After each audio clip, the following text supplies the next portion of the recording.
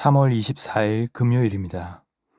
오늘 새벽 우리에게 주시는 하나님의 말씀은 사무엘상 14장 47절로 52절까지의 말씀입니다. 사울이 이스라엘 왕위에 오른 후에 사방에 있는 모든 대적 곧 모압과 암몬 자손과 에돔과 소바의 왕들과 블레셋 사람들을 쳤는데 향하는 곳마다 이겼고 용감하게 아말렉 사람들을 치고 이스라엘을 그 약탈하는 자들의 손에서 건졌더라. 사울의 아들은 요나단과 이스위와 말기수하요 그의 두 딸의 이름은 이러하니 맏딸의 이름은 메라비요 작은 딸의 이름은 미갈이며 사울의 아내의 이름은 아히노아미니 아히마아스의 딸이요 그의 군사령관의 이름은 아브넬이니 사울 숙부 넬의 아들이며 사울의 아버지는 기스요 아브넬의 아버지는 넬이니 아비엘의 아들이었더라. 사울이 사는 날 동안에 블레셋 사람과 큰 싸움이 있었으므로 사울이 힘센 사람이나 용감한 사람을 보면 그들을 불러 모았더라. 외적으로만 보면 사울과 이스라엘 군대는 블레셋의 엄청난 대군을 맞이했지만 전투에서 크게 승리하는 듯 보입니다. 하지만 사울이 내리는 명령 하나하나가 하나님의 뜻과 어긋나고 있음을 볼 수 있습니다.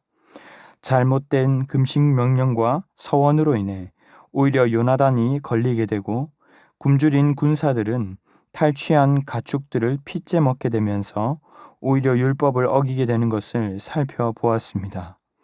하지만 결과적으로 전쟁에서 이기는가 하는 것이 전부가 아니라 어떤 과정으로 싸우는가가 더 중요하다는 사실을 오늘 본문은 우리에게 말씀하고 있습니다. 오늘 본문에서도 보면 사울은 계속하여 승승장구합니다. 47절로 48절에 사울이 이스라엘 왕위에 오른 후에 사방에 있는 모든 대적 곧 모압과 암몬 자손과 에돔과 소바의 왕들과 블레셋 사람들을 쳤는데 향하는 곳마다 이겼고 용감하게 아말렉 사람들을 치고 이스라엘을 그 약탈하는 자들의 손에서 건졌더라. 사사시대를 떠올려 보면 사울은 그동안 이스라엘을 지속적으로 괴롭혀왔던 사방의 적들을 모두 물리쳤습니다. 왜 하나님은 이런 사울을 패하게 않으시고 계속해서 이기게 하시는가 하고 질문할 수도 있겠지만 반대로 생각하면 우리가 결과적으로 승리한다고 해서 일이 잘 된다고 해서 언제나 하나님의 뜻에 부합한 것은 아니라는 것을 깨닫게 하는 말씀이기도 합니다. 48절로 50절에서 그의 자녀들과 가족, 그의 측근을 소개하는 것 또한 외적으로 그의 가정과 나라가 번창해 가는 것을 잘 보여줍니다. 사울의 아들은 요나단과 이스위와 말기수하요 두 딸의 이름은 이러하니 맏딸의 이름은 메라비요 작은 딸의 이름은 미갈이며 사울의 아내의 이름은 아히노아미니 아히마아스의 딸이요. 그리고 이어서 그의 측근 군사령관이자 사울의 숙부 넬의 아들 아브넬도 소개합니다. 결국 그도 그의 조카로서 그의 가문의 사람이었으며 사울의 최고 맹장이었습니다. 52절은 앞에서의 내용을 잘 정리해 주면서 그가 더욱 강한 사람들을 모아서 강성해져 가는 것을 보여주고 있습니다.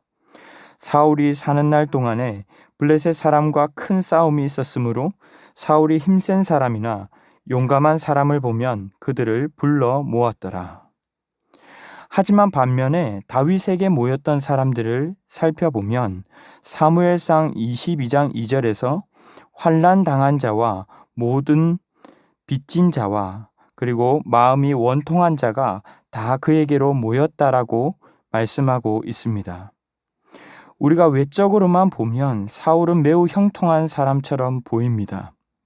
하지만 마지막 구절을 다시 자세히 보면 사울이 사는 날 동안에 블레셋 사람과 큰 싸움이 있었다라고 한 것은 그가 그다지 성공적인 왕이 되지 못하였음을 은근히 암시하고 있습니다. 사무엘상 9장 16절에서 그는 블레셋 사람들의 손에서 구원하기 위해 왕으로 부르심을 받았지만 그는 결국 평안을 누리기보다 계속해서 전쟁을 해야 했습니다. 그리고 사무엘 하하 7장과 8장에서 블레셋의 문제는 사실상 다윗 시대에 가서야 완전히 해결되어 조공을 받으며 안식을 누리게 되는 것을 보게 됩니다. 사울은 자신이 보기에 강한 사람들을 끌어모았지만 결정적인 승리를 얻지 못하고 어려워하던 상황에서 다윗이 등장한다는 것을 우리는 이미 알고 있습니다. 사랑하는 성도 여러분, 오늘 말씀을 통해서 우리는 무엇을 깨달을 수 있습니까? 먼저는 일이 잘 되는 것만이 하나님의 역사가 아니라는 사실입니다. 한국 교회 초기에는 일이 잘 되고 사람들이 많이 모여야만 하나님이 살아계셔서 역사하시고 또 복을 받고, 일이 안 되면 하나님의 응답이 아닌 것처럼 생각하던 기복신앙이 있었습니다. 하지만 이것은 마치 사울처럼 하나님의 나라를 세워가는 것처럼 보이지만 사실상 교묘하게 나의 나라를 세워가고 있는 것과 같은 것입니다.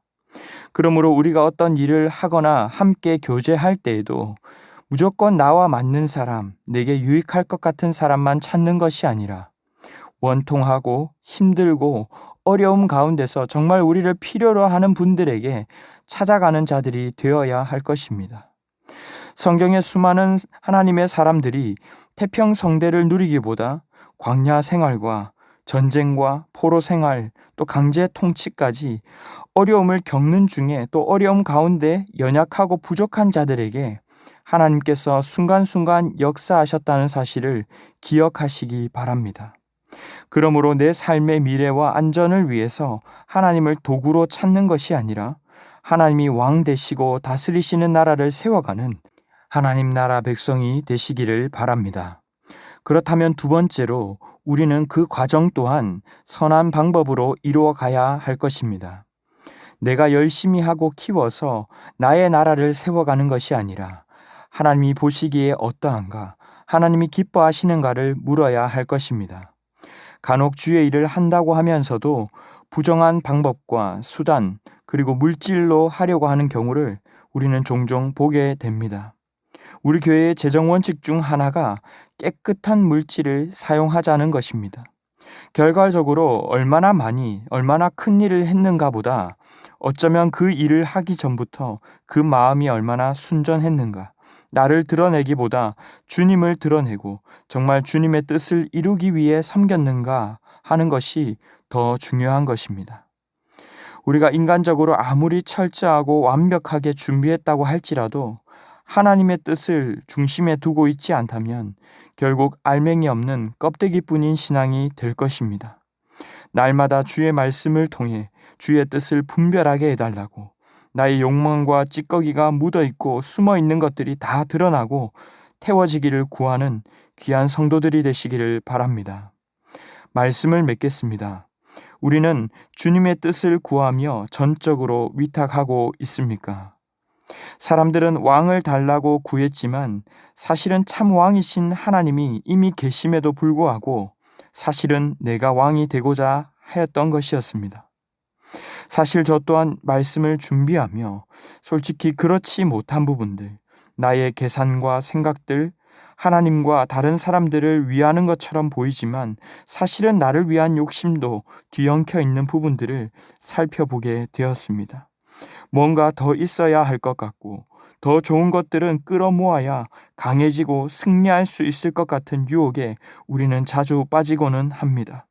하지만 하나님께서 보시기에 기쁨이 되는 사람, 더욱더 순전한 하나님의 사람이 되기를 바랍니다. 결과 이전에 과정이 아름다운 삶이 되게 하시고 내 인생 내 나라가 아니라 하나님이 다스리시는 나라, 하나님의 사람으로 세워져 가는 모든 성도들이 다 되시기를 주님의 이름으로 축원합니다. 기도하겠습니다. 사랑의 주님 감사합니다. 오늘 이 새벽에도 말씀하여 주셔서 내 방법으로 내 나라를 세워가려는 모습들을 발견하게 하시니 감사합니다. 모든 찌꺼기와 불순물들이 성령의 불로 태워지게 하시고 좋고 편안한 삶을 추구하며 살기보다 주님이 보시기에 아름다운 삶, 주님의 기쁨이 되는 삶이 되게 하여 주시옵소서. 그래서 그저 내 가족, 내게 좋은 사람을 줄 세우는 가문이 되기보다 하나님의 주인 되시는 가정 되게 하시고 억울하고 마음이 원통한 자, 가난하고 어려운 자들과 함께 울고 함께 웃는 가문이 될 수 있도록 인도하여 주시옵소서. 주님을 온전히 따르는 제자 공동체에 되게 하여 주시옵소서. 이 모든 말씀 존귀하신 예수님의 이름으로 기도하옵나이다. 아멘. 이 시간 함께 기도하실 때 주신 말씀을 붙들고 기도하시고, 오늘 무슬림을 위한 30일기도 3일차에는 우크라이나를 위해서 기도하겠습니다. 우크라이나에서 피난을 간 무슬림들의 안전과 필요가 채워지게 하시고, 우크라이나 러시아 무슬림들이 평화의 왕 예수님으로부터 임하는 구원을 발견할 수 있도록, 또 피난처, 구제, 희망, 그리고 복음의 복된 소식을 나눌 기독교인들이 많이 세워질 수 있도록 기도해 주시기 바랍니다.